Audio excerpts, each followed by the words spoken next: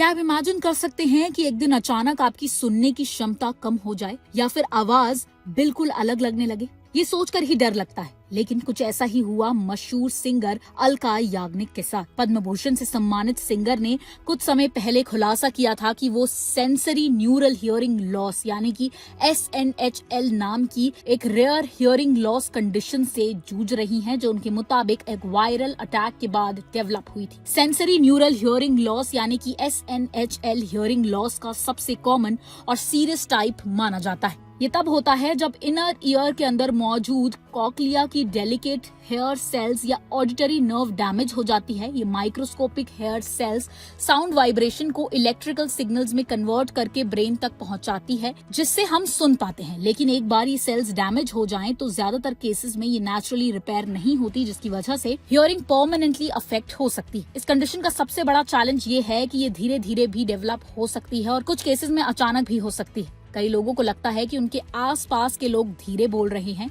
TV की volume बढ़ाने की जरूरत पड़ जाती है या फिर कॉन्वर्सेशन समझने में दिक्कत आने लगती है। कुछ पेशेंट्स को कान में लगातार रिंगिंग या बजिंग साउंड भी सुनाई दे सकता है, जिसे टिनाइटिस कहा जाता है। कई बार आवाजें मफल्ड या फिर डिस्टॉर्टेड भी लगने लगती हैं। एक्सपर्ट के मुताबिक सेंसरी न्यूरल हियरिंग लॉस के पीछे कई वजहें हो सकती हैं। कुछ लोगों में ये जेनेटिक फैक्टर्स या फिर बर्थ रिलेटेड कॉम्प्लिकेशंस की वजह से होता है, जबकि दूसरों में viral infection, severe infection, head injury, certain medications, ageing या लंबे समय तक लाउड नॉइज के कांटेक्ट में रहने से भी ये हो सकती है। अलका याग्निक के केस में हियरिंग लॉस को एक वायरल इन्फेक्शन से जोड़ा गया है, जिसने उनकी ऑडिटरी सिस्टम को अफेक्ट किया है। सबसे इम्पोर्टेंट बात यहाँ पर यह है कि सडन हियरिंग लॉस को कभी भी इग्नोर नहीं करना चाहिए। अगर अचानक सुनाई कम देने लगे, कान में प्रेशर महसूस हो या टिनाइटिस जैसे सिम्टम्स नजर आए तो तुरंत ENT स्पेशलिस्ट से कंसल्ट करना बेहद जरूरी है, क्योंकि अर्ली डायग्नोसिस और टाइमली ट्रीटमेंट कुछ केसेस में हियरिंग को बचाने या फर्दर डैमेज को रोकने में मदद यहाँ पर जरूर कर सकता है। हालांकि सेंसरी न्यूरल हियरिंग लॉस का परमानेंट क्योर हर केस में पॉसिबल नहीं होता, लेकिन हियरिंग एड्स,